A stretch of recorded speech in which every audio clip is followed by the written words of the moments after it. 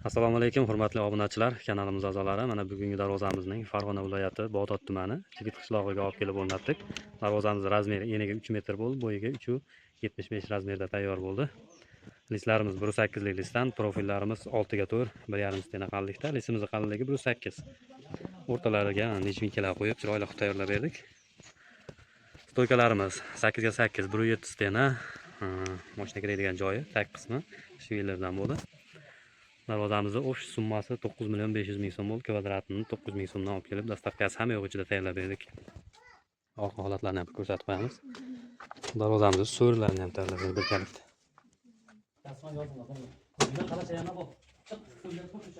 Orqa holatlar ko'rinish. O'rtasi sentrdan bo'lib bittada ochiladi, bittada yopiladigan qilib. Darvozamiz ochilgan holati.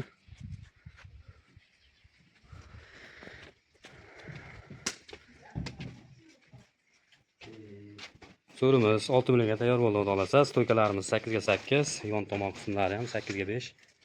Ko'rinish holati pollari bilan chiroyli qilib, dastavkasi hamma yo'g'ida ichida qilib tayyorlab berdik. Hurmatli obunachilar, kimga shunaqangi darvozalar yoki naves, so'rlar kerak bo'ladigan bo'lsa, ekranga nomerlarimizni qo'yib qo'yamiz. Bemalol murojaat qilaverasizlar. Kelishilgan holda tayyorlab beraveramiz. Sog' bo'lasizlar, salomat bo'lasizlar.